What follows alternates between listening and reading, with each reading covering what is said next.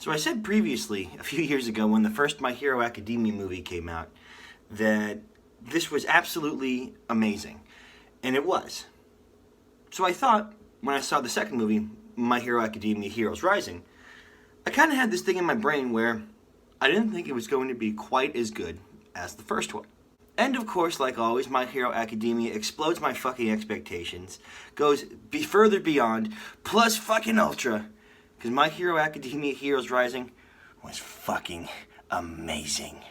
So the movie itself takes place after the current season of My Hero, presumably. There are some minor spoilers for things in the future. I won't talk about those if you don't read the manga. I don't, but my roommate told me all about it, so I figured, oh, okay, probably best if I don't talk about that, but I will be spoiling the movie a little bit. So the basic plot is Midoriya and pals are put on a small remote island for essentially hero training.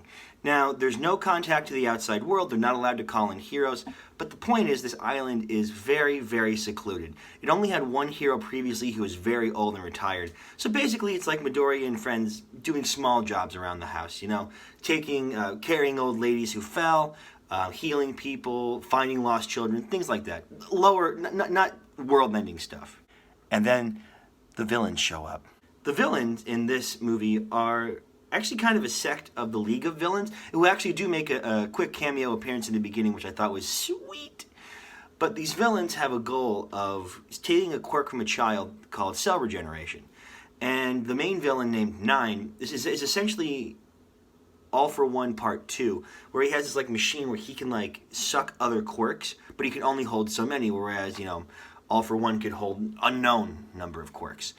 And the one that he needs is cell regeneration because his body is rejecting his normal quirk, which is like weather manipulation, so he can like create lightning and shit.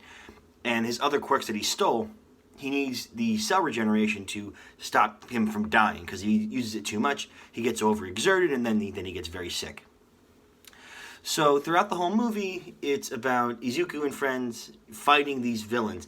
And what's awesome about this movie is, unlike the first one, all the side characters come in fucking clutch. All the goddamn side characters. So as an example, remember the guy who talks to animals, Koda? There's a part where Izuku and Bakugo get wrecked by the movie villain, and they're about to get killed. What he does is he summons this swarm of ravens to come in and block, you know, the field so they can come in and get Midoriya and Bakugo out. Sero is another character that comes in clutch. He's the tape elbow guy. So there's a scene where like they have the kid that they have to protect who has the cell regeneration quirk that Nine is looking to steal, and Sero's just slinging tape everywhere, pulling all these rocks and shit. Like it was absolutely amazing. Like there's one part where like, oh, Chaco's about to get killed, and he swings in and pulls her out last second. It's like, oh yes, beautiful. Another excellent character that comes in clutch too was Shoji, the octopus guy. He just takes a beating protecting the kid. So like what happens is, you know, they essentially make this plan where they keep this kid in like this castle area where the villains have to come up one path so they can, you know, throw all their quirks and all their power at these villains to beat them. And Midoriya and Bakugo are getting messed up, like they're trying to fight the main guy and he kind of gets through them. And the last person on their standing legs is Shoji. And Shoji just takes, you know, beams and rocks and just tanks it to protect these kids. It's so freaking amazing. So seeing all these side characters getting the great love that they deserve is really, really, really awesome. And of course, the animation is gorgeous. So we know the villain's trying to steal this kid's quirk.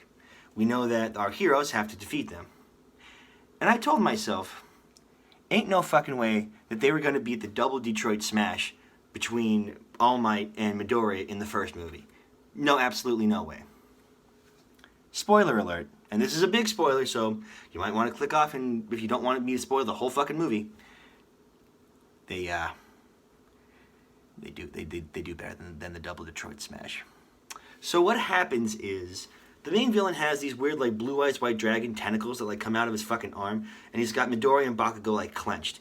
Now Midoriya, of course, has fucking broken his arm trying to do his ultimate, like his 100% smash. Not enough to do it. So there's only one option. Midoriya looks at Bakugo, and Bakugo instantly knows. And Midoriya fucking transfers, one for all, to Bakugo. Then, both of them do they do like their fucking Super Saiyan Ultra Instinct 100%. Like they max out both of them together, and they fucking wreck this villain. Like, I swear, like, they get like the Super Saiyan hair and the glowing aura, and like Bakugo's like hand blasts are like galaxy destroying. They like go all the way up in the sky and they destroy like typhoons and shit. I can't actually describe how amazing this scene is, but when you see the movie, you'll know what I mean.